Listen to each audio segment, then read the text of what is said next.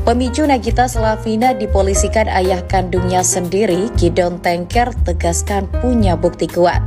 Nagita Slavina, istri presenter Raffi Ahmad, dilaporkan ke polisi oleh ayahnya Gidon Tengker. Tak cuma Nagita, Gidon juga sekaligus melaporkan adik Nagita yakni Caca Tengker dan mantan istrinya Rita Amalia. Dalam laporan itu, Gidon menuding Nagita alias Gigi beserta Caca Tengker dan Rita Amalia telah memalsukan dokumen. Dokumen yang dimaksud yakni terkait perceraian antara Gidon Tengker dan Rita Amalia. Sebagai informasi, Gidon dan Rita sudah diputuskan bercerai sejak 2017. Laporan Gidon Tengker itu sudah dilayangkan ke Polda Metro Jaya pada 24 Januari 2024. Menurut Erles Rareral, ada surat sakti dalam proses cerai Gidon Tengker dan Rita Amalia yang dibawa Nagita Slavina dan Caca Tengker. Ada simbol halaman pedang, semangat untuk mengatasi masalah-masalah dengan papanya, tentunya semangat untuk menjalani proses dari persidangan dan lain sebagainya. Jadi Nagita ini juga sudah siap tempur sebenarnya, sekalipun terlihat seperti adem ayem, santai dan lain sebagainya, sebenarnya dia sudah siap untuk menghadapi segala sesuatu yang akan terjadi. Kemudian nasibnya bagaimana? Simbol tantangan. Nah, kalau papanya sudah mengajukan proses persidangan dan lain sebagainya, nah ini merupakan tantangan yang tersendiri buat Nagita Slavina terkait dari apa yang terjadi di masa lalu ya. Jadi di sini ada 9 tongkat, lambang dari harus siap menghadapi tantangan, harus siap menghadapi sesuatu yang imbas dari masa lalu yang sudah terjadi. Ada simbol 2 pedang, walaupun di sini Nagita masih bimbang. Ia bisa dimaklumi ya teman-teman, karena yang dihadapi itu adalah papa kandungnya. Jadi buat Nagita ini juga serba salah. Karena yang dihadapi masih keluarga. Nanti kalau dia melakukan seperti ini, imbasnya seperti ini. Tapi kalau dia diam nanti juga imbasnya seperti ini. Jadi serba salah buat Nagita dalam menghadapi kasus ini. Selanjutnya, Wisconseller. Ada sebuah pertimbangan di sini. Nah, dari 2 kartu ini tadi kan lambang dari kesiapan Nagita Slavina dalam menghadapi VS papanya. Tapi dalam proses persidangan atau proses hukum ini ada kebimbangan dari Nagita, makanya di sini ada Wisconseller. Dia berusaha untuk konsultasi gimana caranya menghadapi papanya biar masalah ini menjadi lebih adem, lebih tidak terlalu seperti kasus-kasus kalau berhadapan dengan orang lain ya teman-teman. Tentunya perlu kebijaksanaan tersendiri dalam menghadapi papahnya di sini. Makanya dari Nagita ini udah berusaha konsultasi pada orang-orang yang dirasa bisa membantunya di sini. Karena dia ada kebimbangan, saya harus bagaimana menghadapi papa saya ini. Selanjutnya nasib ini kita ada kerjasama dengan timnya. Bisakah dia memenangkan kasusnya? Ada kabar-kabar baik, ada memulai sebuah usaha. Bisa kabar baik, bisa memulai sebuah usaha. Kemudian ke arah manakah kabar-kabar baik juga berusaha itu? Ada 10 koin. Nah, 10 koin ini simbol dari sebuah hubungan yang nanti bisa misalnya bisa dimenangkan Nagita Slavina, atau bisa juga hubungan dengan papanya bisa menjadi baik dan lain sebagainya. Tapi mari kita lihat ya. Kalau dari ke-7 kartu ini melambangkan dari Nagita udah siap menghadapi papanya. 2 kartu ini melambangkan dia punya kesiapan tersendiri dalam menghadapi papanya. Walaupun dia masih bimbang karena yang dihadapi papanya. Dia serba salah di sini. Di lain pihak dia dilaporkan papanya, di lain pihak dia ketika dia berdiam saja tentunya akan berimbas buruk juga buat Nagita. Makanya di sini ada kebimbangan dan pada akhirnya dia minta bantuan konsultasi pada orang yang bisa membantunya. Bisa jadi pengacara atau hal yang lainnya, atau orang-orang yang dirasa bisa mendamaikan dan lain sebagainya di sini. Karena setelah ada konsultasi ini ternyata ada kerjasama kerjasama yang pada akhirnya membuahkan kabar-kabar baik terkait Nagita. Jadi di sini saya mengartikan ada kemungkinan Nagita terlepas dari jeratan hukum di kasus ini. Tentunya karena usaha yang gigih, juga karena mungkin memiliki bukti-bukti yang ini, yang itu, dan lain sebagainya yang bisa membuktikan bahwa dia tidak bersalah. Atau ada perdamaian antara pihak Nagita dengan papanya. Nah, dua arti ini ingin saya lihat dulu, cross-check dulu dengan hubungan Nagita dengan papanya setelah kasus ini bergulir. Nah, kalau hubungannya dengan papanya kurang bagus, tentunya bisa jadi persidangan dimenangkan oleh Nagita. Tapi kalau hubungan dengan papanya baik-baik saja setelah kasus ini mencuat, tentunya ada perdamaian di antara mereka ya. Karena yang namanya prediksi ini masih multitafsir, teman-teman. Apakah hubungan papa dan anak ini bisa membaik? Apakah hubungan papa dan anak ini bisa membaik atau ada perdamaian? Ada simbol Raja Pedang. Raja itu sang penguasa yang tegas. Pedang itu pikiran untuk memutuskan, untuk menimbang-menimbang. Nah, makanya di sini disimbolkan Raja Pedang, seorang penguasa yang akan memutuskan sesuatu. Ego, adanya pertengkaran. Jadi ini bisa juga diartikan lambang dari papanya Nagita sebagai seorang ayah, sebagai seorang raja dari keluarga mereka ya. Raja yang memutuskan adanya laporan itu dikarenakan adanya ego masing-masing yang sulit disatukan, yang sulit ditemukan, dijadikan titik temu dan lain sebagainya. Makanya papanya melaporkan Nagita. Bagaimanakah hubungan Nagita dengan papanya ke depannya?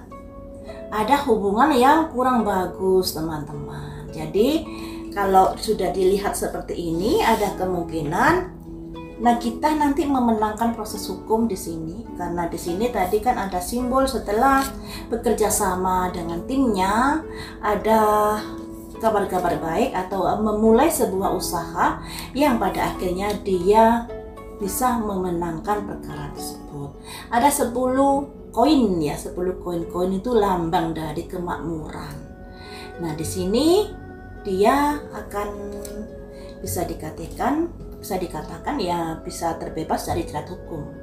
Karena mungkin memiliki bukti-bukti atau apalah-apalah itu yang pada akhirnya bisa membebaskan dia dari jeratan hukum ini. Dan hubungan papa Nagita dengan Nagita ternyata masih tidak baik-baik saja. Yang dilambangkan seorang ayah yang sudah memutuskan terjadinya pertikaian ini, yang pada akhirnya hubungan mereka ada di angka 5, di koin 5, yang artinya hubungan mereka menjadi berantakan dikarenakan perebutan harta gunung ini, yang pada akhirnya ada kondisi di mana papanya bersedih dikarenakan hal itu. Seperti itu ya, teman-teman. Nah, ini saya gali lagi di sini biar lengkap. Nah, kalian juga biar nggak penasaran. Dari video di awal tadi kan papanya Nagita merasa kalau Nagita dan adiknya udah begini. Saya ingin cari tahu bagaimanakah hubungan papanya dengan Nagita dan Caca Tengker sebelum terjadi peristiwa ini.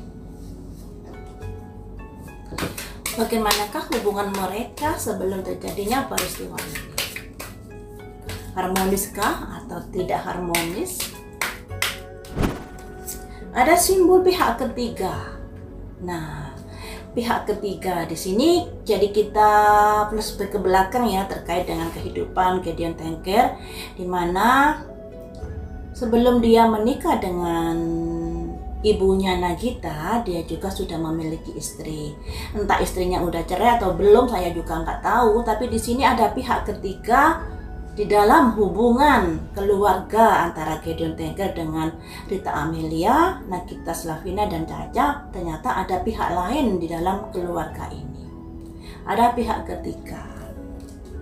Selanjutnya, nah di sini juga ada simbol Ratu Pedang, seorang ratu yang memutuskan sesuatu. Kita Kita gali saja dulu semuanya, nanti bisa dirangkai ceritanya seperti ini, seperti itu ya. Selanjutnya hubungan Gideon dengan Nagita Slavina dan keluarga. Ada simbol rumah baru, rumah yang dimasuki atau perjalanan yang baru.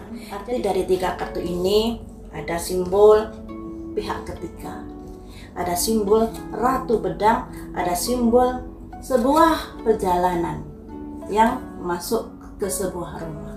Jadi seperti ini. Bisa saya artikan Mama Rita ini sebagai orang ketiga kala itu dan memutuskan menjalin hubungan dengan Papa Gideon dan mereka pada akhirnya membina sebuah rumah tangga. Ya, jadi di sini sebagai pihak ketiga kala itu. Tapi kita juga nggak tahu apakah Papa Gideon sudah cerai dengan istrinya kala itu, kemudian menikahi dengan Mama Rita. Nah, ataukah masih bertahan dengan istrinya yang dulu tapi kemudian menikah lagi dengan Mama Rita. Nah ini saya nggak tahu ya, kita nggak usah menggali terlalu jauh. Selanjutnya hubungan Pak Gideon dengan Nagita Slavina dan anak-anaknya saat ini seperti apa sebelum terjadinya peristiwa Gonjang Ganjing ya. Sebelum terjadinya peristiwa pelaporan itu, hubungan Papa Gideon dengan anaknya bagaimana? Caca dengan Nagita. Ada perasaan sayang sebenarnya Papa Gideon pada anak-anaknya di sini. Ada simbol 1 cangkir. Ada rasa sayang lah. Kalau nggak sayang juga nggak mungkin lah Papa Gideon mau sebagai wali saat Nagita menikah. Juga kan ada video di mana mereka berkunjung ke rumahnya. Maksudnya Papa Gideon berkunjung ke rumahnya Raffi Ahmad dan lain sebagainya. Sebenarnya Papa Gideon ini sayang kepada anak-anaknya. Tapi ya yang namanya orang yang sudah tua, kadang-kadang kelakuannya itu seperti anak-anak, kembali lagi kepada anak-anak. Nah, ini sayang loh. Papa Gideon itu sayang sama anak-anaknya ini. Awalnya sayang. Kemudian perasaan Papa Gideon pada anaknya. Tapi pada akhirnya semua berakhir, ada simbol the world, lembaran baru. Yang awalnya sayang menjadi berbalik, menjadi hal-hal yang kurang bagus dikarenakan ada sesuatu hal. Makanya dia pada akhirnya mengakhiri, katakanlah melakukan sebuah tuntutan kepada ibunya Nagita dan Caca Tengker. Padahal awalnya dia sangat sayang pada anak-anaknya, tapi karena sesuatu hal pada akhirnya dia melakukan sesuatu yang seperti itu. Selanjutnya, karena ini ada Ratu Koin, simbol dari mamanya Nagita, karena merasa dirugikan terkait dengan harta benda. Di sini ada simbol Ratu Koin ya teman-teman. Ratu Koin ini sebenarnya simbol dari pencapaian seorang wanita karena kerja kerasnya. Nah, disinilah yang menjadi biang masalah ternyata. Awalnya papanya sayang pada anak-anaknya karena sesuatu hal yang berkaitan dengan perebutan harta ini, pada akhirnya terjadilah peristiwa itu. Bagaimanakah perasaan Nagita pada papanya sebelum terjadi peristiwa ini ya? Apakah juga sayang pada papanya, ataukah bagaimana, ataukah ada kekhawatiran tersendiri dan lain sebagainya? Perasaan Nagita ada transformasi, ada menara putus. Ya, hubungan papa dengan mamanya kan kurang harmonis ya, sehingga Nagita ini diasuh oleh mamanya. Nagita lebih dekat dengan mamanya daripada papanya. Dan di sini ada hubungan transformasi, hubungan yang sebenarnya masih kurang harmonis antara anak dan papa. Sekalipun papanya dalam hatinya sayang pada anaknya, tapi sayang itu juga harus diwujudkan dalam perhatian, dalam hal ini dan itu dan lain sebagainya. Mungkin papanya sayang ini perasaannya ya, karena di sini ada simbol cangkir, perasaannya itu sayang pada Nagita, tapi dalam hal kayak ini itu mungkin dia tidak terlalu aktif atau tidak terlalu nyata, sehingga Nagita ini lebih dekat dengan mamanya. Kemudian perasaan Nagita pada papanya, ada masa lalu yang masih menjadi masa lalu negatif ini ya. Ada kejadian di masa lalu yang negatif yang membuat Nagita ini masih mengingatnya. Ya mungkin karena yang lebih sibuk mendidik anak-anaknya itu adalah Mama Rita, sehingga Nagita tidak mendapatkan figur seorang ayah kala masih usia anak-anak atau ABG. Makanya di sini ada masa lalu yang kurang bagus yang selalu menjadi ingatan oleh Nagita terhadap papanya. Kemudian perasaan Nagita pada papanya, the Empress, yang artinya sekalipun ada perasaan-perasaan yang seperti itu, tapi Nagita ini juga sayang pada papanya luar biasa sebenarnya. Nah, yang menjadi kendala kan mereka ini hidupnya terpisah antara ibu Nagita dengan papa Nagita. Tentunya Nagita tidak bisa dekat dengan papanya seperti anak-anak yang lainnya. Itulah yang menjadi kendala. Jadi anak-anak ini korban. Jadi anak-anak ini korban dari hubungan orang tua yang tidak harmonis. Imbasnya jadi seperti ini. Jadi ada perubahan-perubahan pada perasaan Nagita kepada papanya karena ada ingatan-ingatan yang di masa lalu yang masih belum saja di-move on kan oleh Nagita ini, masih tersimpan sampai saat ini. Tapi sebenarnya Nagita ini ada perasaan yang sangat sayang kepada papanya. Ada the Empress teman-teman, ya ada the Empress. Makanya di kartunya tadi kan Nagita ada kebimbangan. Saya harus melangkah seperti apa dalam proses hukum ini? Di pihak lain papa udah melaporin saya, tapi saya serba pakewu, serba bimbang dalam menghadapi. Saya harus bagaimana nanti kalau saya terlalu tegas jadinya seperti ini, nanti kalau saya begini saya merasa bersalah dan lain sebagainya ini. Tapi dari proses hukum nanti kita bisa lolos dari penjara. Seperti itu ya teman-teman, semoga keluarga mereka bisa berdamai kembali dan proses hukum bisa ada perdamaian. Walaupun di sini sepertinya tidak ada perdamaian, tapi Ketok Palu lebih berpihak kepada Nagita nantinya.